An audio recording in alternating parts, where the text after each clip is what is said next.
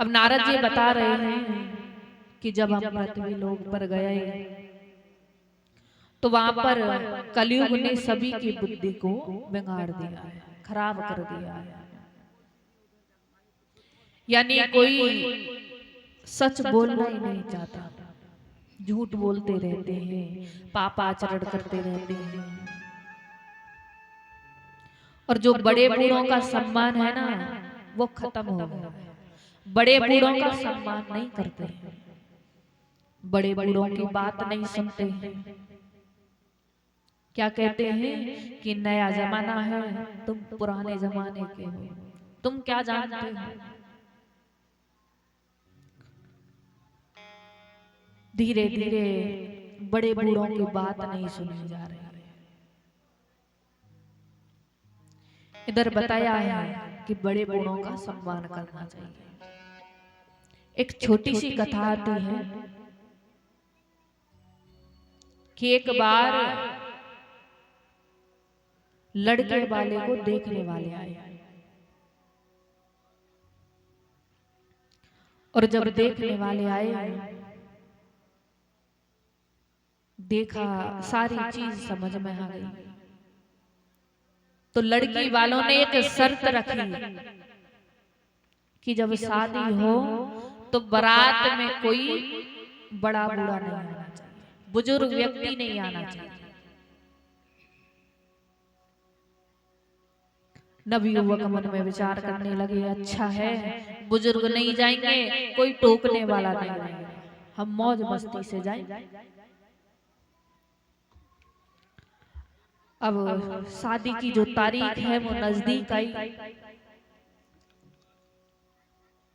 अब जो लड़का था जिसकी शादी होने वाली थी उसके एक नाना था।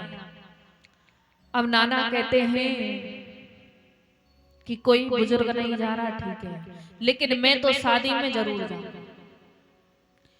चाहे मुझे कैसे भी लेके जाओ, लेकिन मैं शादी में जरूर जाऊंगा। अब तो नाना जी को एक कागज के डिब्बे में पैक कर दिया और 2 छेद कर दिए कि नाना जी श्वास लेते रहेंगे।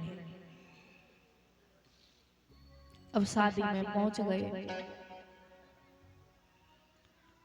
शादी में सारी चीज हो गई और जब मंडप सजा, शादी होने वाली थी, फिर लड़की वाले आए और लड़की वालों ने फिर शर्त रख दी।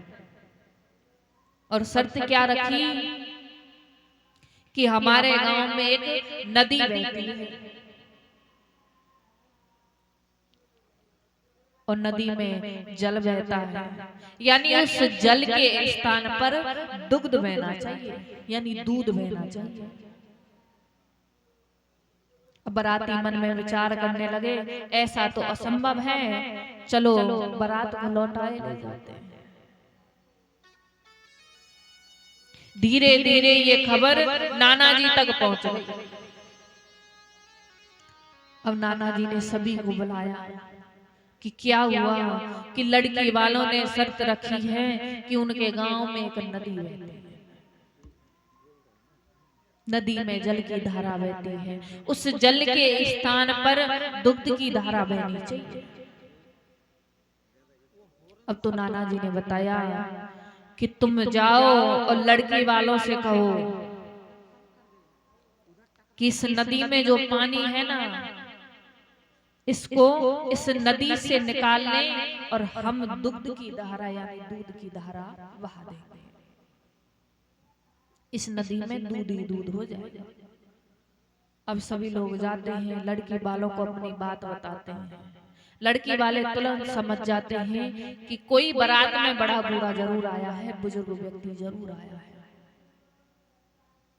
नहीं तो नवयुवकों के पास इतना दिमाग नहीं होता। लेकिन आजकल के नवयुवक क्या कहते हैं कि बुजुर्गों के पास दिमाग नहीं है, बड़े बूढ़ों के पास दिमाग नहीं है, उनकी छोटी सोच है, वो हमें इस बात पर रोकते हैं, ये टोकते हैं, पढ़ने की कहते हैं, लिखने की कहते हैं, ये सारी चीज आती है। लेकिन जो हमारे माता पिता हैं, जो हमसे बड़े हैं, बुजुर्ग हैं, वो हमसे अच्छी सीख ही सिखाते हैं, कोई गलत बात नहीं सिखाते हैं।